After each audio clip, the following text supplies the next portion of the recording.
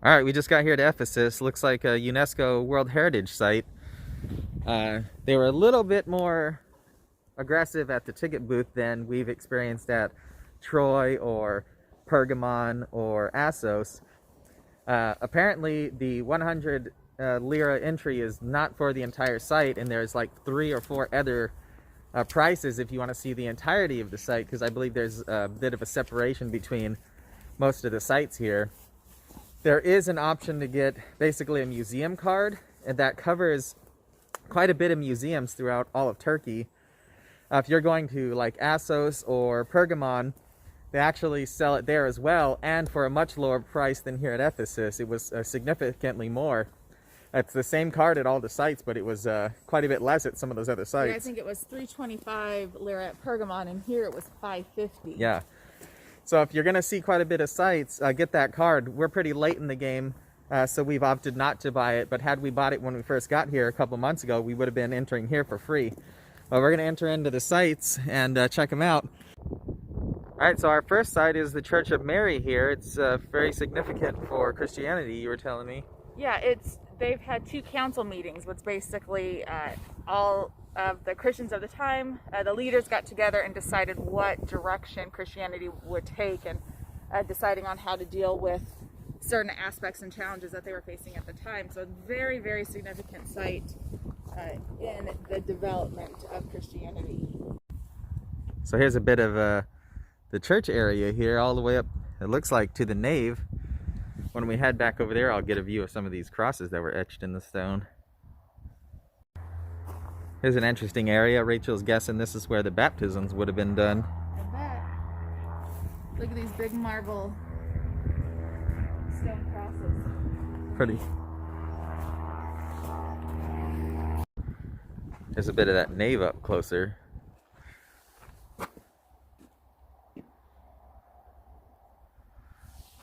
Looking back this other direction.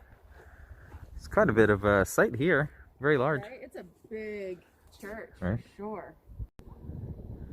Pretty interesting. These were actually milestones. Just like today, they used milestones back in the day to show distance between cities. And they would use red paint to help with the visibility of the lettering. Do you think this is original red? I don't know. It could be. Who knows? That's pretty amazing. Right? Here's a bunch of sarcophagi here. There's even some little tiny baby ones. Well, unlike some of the other sites we've been to recently, you're not really as free to explore. I'm sure that this place is packed with tourists and they would just demolish it if they were able to walk around. But this is the theater gymnasium, and I believe it said this place was erected around 125 ACE, just next to the theater, which is there, and it had recreation areas and bathrooms and things of that nature. All right, so where we are now is the Arcadian, which is, what were you saying? So it's known as Harbor Street because you used to be able to look from the theater all the way down to the harbor, and they would have parades and processions and festivals here. And here's the magnificent Theater of Ephesus. That is the largest in all of Anatolia, and it held 25,000 people. And it was actually still in use up until the 80s. The 80s was when they had the last concert. I think Sting, I read, was the last guy who performed here. But apparently his fans wilded out a bit too much and caused too much destruction, so they said no more after him. But it's pretty cool. Like Elton John was here, Diana Ross performed here, as well as Paul the Apostle, and you know, all the ancient hits. Yeah. And this used to go all the way down to the harbor, but that silted up, you were saying. Yeah, it silted up, and that led to the fall of the city itself, was the silting up of the harbor from overforesting and overgrazing. And the dang sheep ate all the grass, and all the earth washed into the harbor. Classic. Right. So here's this theater. It's under construction, as you can see here. But they have a portion of it roped off so that you can go up and view it. Very impressive. Well, I was saying you can only go up so high, and there's a portion fenced off, but Rachel was saying just there at the top was actually a portion of an aqueduct, which is pretty neat. They little double functioning. And if I pan back down, you can see these guys are doing all this nice restoration work here. Right, you never want it to happen while you're visiting, but I am glad it is taking place, for sure. For sure. Yeah, but there's not a lot of people here, so it's not so bad. And these guys, you know, yeah, that crane's a bit invasive, but what are you gonna do, right? Right, but it's really cool. They're bringing stones, you know, from that pile where the gymnasium was, where we were looking earlier, and moving it piece by piece over here. Yeah, and then here's that harbor road that would have came. You can see the harbor would have just been just at the end there, but it's all dried up. And of course the sea is a few kilometers back now. Beautiful upper view of this area that it looks like you enter in through the theater over there. We're gonna head there next, and looks like there's quite a bit of a pathway you can head through here. Get that figured out. Maybe it's like the agora or something to that effect. Really nice column tops here.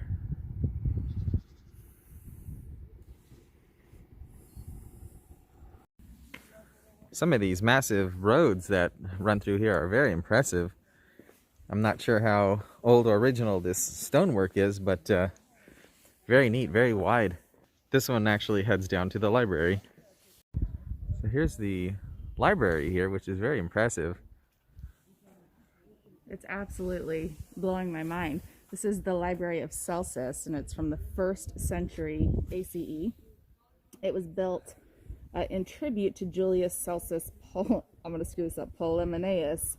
Nailed it. He's actually buried in the floor. And it's the 3rd largest library in all of antiquity, just behind Alexander and Pergamon. And it held 12,000 scrolls. Wow. And basically just the front is left. I guess we can walk behind the front there and check it out. So the facade was reconstructed in the 70s, but it was basically all rubble. Nice. Get some more close-up video here. It's very impressive, actually. There's these statues of these women here, and they each represented a different thing. Yeah, so it's the personifications of virtue. And it's Sophia for wisdom, Episteme for knowledge, and Noah for intelligence, and Arete for excellence. So I'll just kind of pan along here. These are actually only mock-ups, though. The originals are in Vienna. Let's go inside there and check out inside, huh? A little bit of the backside of this library. Step over to this side and show you the back of the front there.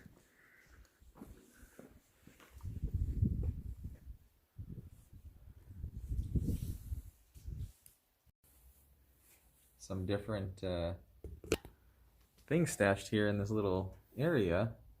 I think some of them are original, some of them look like plaster cast, but here's the southern gate to the agora. I was correct that from up there on that viewing platform was looking over the agora, so just through this gate next to the library is the agora, and here's a bit of the... This was actually all reconstructed at one point in the 20th century, if I remember correctly. And then it just heads into the agora here. We'll walk over here a bit and see what we can see. That sun came out, and we sure have gotten a beautiful view over this agora there. And there's the sun shining on that library now. Maybe when we go back over there, we'll be able to get a nice sunny photo of it. So this area has been inhabited since the Neolithic age, 6000 BCE. But it wasn't actually established as Ephesus until the 10th century BCE, which is still insanely old. And there's a legend of how the city was founded. There was a prince of Athens, and when he decided to break away and establish his own city, he went to the Oracle of Delphi and asked, "Where do I build my city?" And her response to him was, "A fish and a boar will show you the way." So he had no idea what this meant, so he set out and just kind of started exploring anyways. And one night at a campfire, him and all of his people were sitting around the campfire, and a fish that had been on the grill fell off and fell into a bush and lit the bush on fire, and out of the bush ran a boar. So the direction that the boar ran is where we are today in Ephesus. Well, there's conflicting information, but we were reading that this was like a pleasure house or like a bordello, which is kind of interesting. I can walk in over here. Let's go over there and walk through there. So this is that area I was just saying was maybe like a bordello. It's kind of neat. There's just a little bit of walk-through rooms. Whether it was or not, I like it because a lot of this site's restricted, but this particular area, there's little nooks and crannies you can kind of explore. Go around the different corners and see the little different rooms. Here's a little room here. Interesting. That was a cool little arch there. Kind of goes around and then pops you out on the other side. Oop, nice. Little secret corner.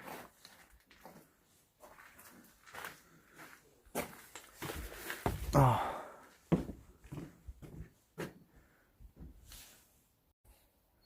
So here's a little bit of this ancient plumbing, actually. It's kind of neat. You can still see some exposed here. And that would have just ran in the corner of the wall there. So this is pretty neat. This is actually a public toilet. And there would have been water running through here. Maybe that's what that adjacent building that we were just in, the plumbing, maybe fed water down through here. So you could see you would just sit right next to your fellow city man and have a bathroom. Looks like there's a little fountain here. Maybe you could wash your butt. But pretty cool. Nice ambiance while you do your thing. It's like a Japanese bidet with little water sound running, so you can relax and go. Here's some piping here. Oh so yeah, it must have, like you were down. saying, collected from the roof and come down here and walked it, I don't know, down to the harbor or something. That's really cool. I don't know how I feel about pooing or peeing so close to somebody, but I guess, you know, back then, it was just the norm. Things like that just don't seem okay for most people, so most people don't do it. I am most people. Yeah, I don't think I want to poo next to anybody myself.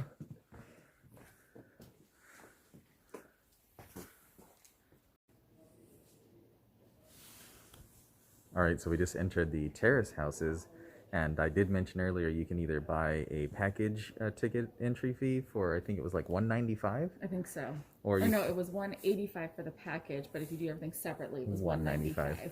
So if you buy the package, you save like 10 Turkish lira, which is, you know, like $1 or something. But anyway, to enter into here, we had to buy a separate ticket because we did only initially buy the entry fee for the main body of Ephesus. But it was 45 Turkish lira to enter into here, which was, with today's exchange, it was like $6, so $12 for the two of us. But this terrace house is really neat because they built it under this huge shade or, you know, building basically to protect it from wear. And it's very interesting. We're going to move along through here and just get some different views of the beautiful housing. It was saying that initially it was like a cemetery, this area. Yeah, before any of these houses were here, it was a cemetery. And then eventually they terraced it and put these houses in, and this would have been like the elite, extremely rich. There was only, I think in one thing I read, it was only like 5 families total that lived in here. And they had a lot of space for not a lot of people and at those times. Plumbing and toilets and all kinds of stuff, it was saying. And it had like extravagant upper quarters, you know, where you would host parties. Nice. And the lower quarters, the servants' areas, were less extravagant. They had a penthouse, huh? I don't know what these different areas would have been. So this was really neat. It was saying this was like the marble room. You can see there's all kinds of marble along the walls, and they've got a bunch of pieces they're building together here. But this floor is really neat because it's a bunch of mosaic under this glass floor to preserve it. They don't have everyone walking on it. But look at how intricate some of those little pieces are. It just continues on through all these rooms. Here's the basilica portion of this. pretty grand for this small little housing area, huh? Right. I guess, of course, when you're super rich, you do get to have your own church and quarters. All right, it says this was built 160 ACE. Interesting little pit here in the floor. These are really neat paintings still. Frescoes, I guess they would be, huh? Yeah, I think so. Yeah, because I don't think they're mosaic. So in fashion with the name, it certainly is terraced, and there are nice modern stairs that move you up, and then you can get a view of the lower portions that you've already come from. There's the different little rooms and stuff here.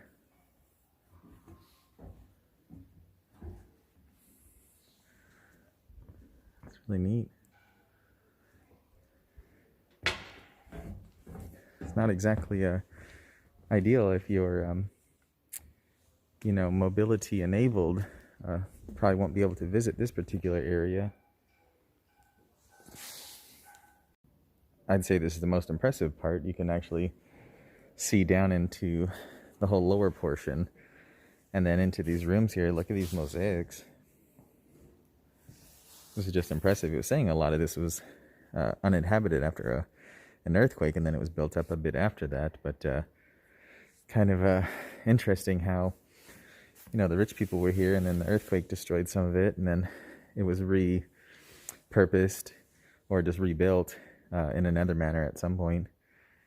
Pretty intense, some of these mosaics and these paintings on the walls.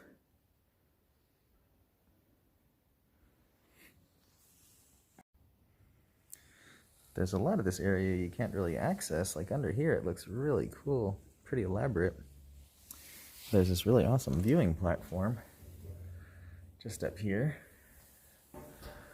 and it's got glass, but it's not the clearest to see through.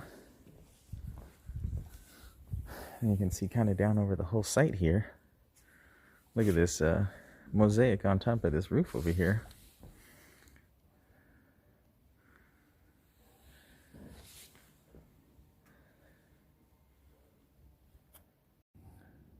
Well, we're basically at the end of this, so I figured I'd get one more shot of these rooms from above.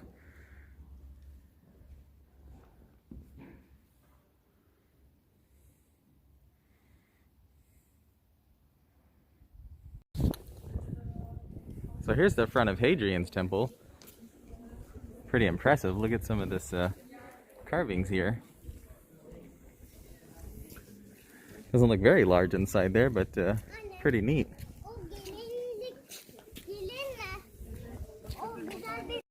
So many different areas in here that are worth viewing. There's just nooks and crannies everywhere where you can just get a really neat view of this ancient site. I mean, look, you can just come up through here, and there's a little gateway. Let's go check out what's in here. So this looks like it was just another road that met up. Wow, look at that big chunk of plumbing there. See that? And then the opening? Yeah, crazy drainage. And then this just would have connected right back down to this main street that runs basically through the whole site. I read that they had 6 separate aqueduct systems to bring enough water into the city. Jeez, that's impressive. Right, that's why we see so much plumbing around. Right. So here's all these mosaics here, and this that we just were in, the covered portion was the Terrace House 2, but just next to it is the Terrace House 1. I don't know if they plan on erecting another cover like that one or what, but this one's rather impressive as well. It looks like it's got a set of stairs that go up there. That's cool. It's basically the same, but they haven't really done as much of an elaborate restoration, it seems. So this would have been a really neat fountain that was built for Artemis and Trajan, it was saying. Pretty cool. You can imagine this would have been filled with water maybe here. Right, and you can see in the center, there used to be a big statue with a man standing with 1 foot on the globe. You can still see the orb of the globe. You can see his little foot there. And his little foot left. That statue, I think it said, is now in the museum. I wonder why they didn't take his foot. I don't know. And I was just mentioning this road a couple of times, but it really is impressive. See, it runs all the way back down to the library. Right, and I bet, since the statue's here, I bet Oh, it's just the whole thing, yeah. There's all kinds of pedestals. Here's what the signage states was another fountain. And I guess here would have been the water basin where it caught. Man, it would have really been insane to see these fountains in their glory and in action. Just so ornate and beautiful. Alright, so we've been keeping an eye out for this one. This one's pretty interesting for all you sneakerheads. Right, so this is Nike, who's the goddess of victory. And obviously that's where Nike, the brand, got their name. But you can see where they got the idea for their swoosh. If you just follow her structure, there you have it. Nice. And this whole upper area as we head towards the upper gate's pretty intricate. There's just all kinds of stuff over here. And I was saying earlier that the founder of the city was an Athenian prince named Andronicus, and so it was his city for a long time until some Greek historians decided to rename it.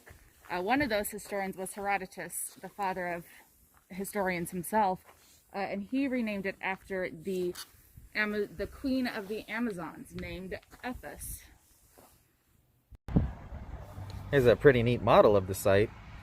I did note when we came in, the taxi drivers are sitting at the bottom, and now we're at the upper portion, so you can actually opt to park at the bottom, and then the taxi drivers will bring you to the top, and then you can walk from the top down and then be at your car. But I think that's more an option for like people who are coming on like a cruise, so they're limited on time. The site now during the winter is open 10 to 4 o'clock, and we got here at roughly 11, giving ourselves 5 hours to cover the entirety of the grounds. And I think we've seen a majority of the main body of it, and it's what, 2 now almost? I think so. So it took us about 3 hours, and we weren't in a rush or anything, and I'm sure there's more we could have seen had we taken our time even more so. But within about 3 hours, we saw a majority of the main body of Ephesus here. But yeah, if you take a cab and drop at the top and then walk down, if you're in a rush, the guy was saying it'll roughly take you about an hour. To me, that's not enough time to see everything, but not everyone is curious. A lot of people just want to come take like Instagram photos and are in a hurry because of their cruise ship, so that is also an option. So this is the upper portion of the site. For the most part, it looks like I think we've come to the end. I think so. So this was the upper agora, and then just behind me was another bathhouse. There was several, I think, throughout the site. Yeah, and this one looks like it's a big one. Yeah, for sure. And then just in front of us here is the remnants of a basilica that was built in the year 11 ACE. So this one's pretty old.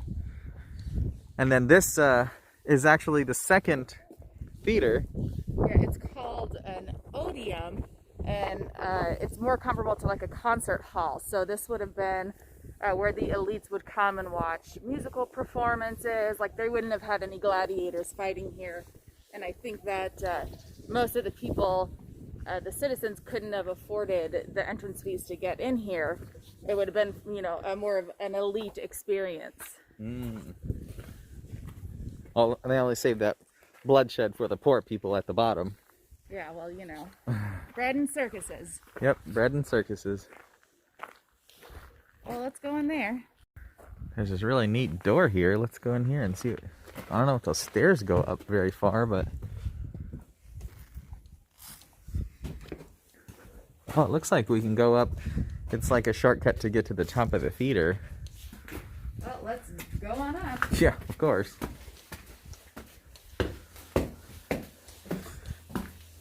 I wonder if how much of this is reconstructed, because these stairs are in really great shape still. Right?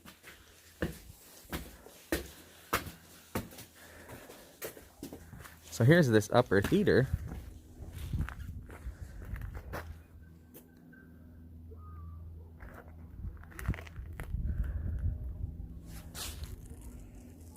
All right, we finished our tour of Ephesus, and also we paid for the separate ticket for the Terrace Houses. Yes. So it was 100 for each of us, 200 total, and then 45 for 45 for the Terrace Houses. So 290 total for the archaeological the sites. two sites that we saw Yeah. here. We're gonna head over and see if we can catch some of the other sites that are related to Ephesus. They have a separate purchase ticket, and they are a bit away from here. I think it was like maybe 10-minute drive or something like that. I think so, yeah, not far. For sure. So we're gonna head over and check those out. Keep an eye on the channel. We might post those videos later if we can make it before they close. But thanks for joining us. Stay safe and stay sane out there.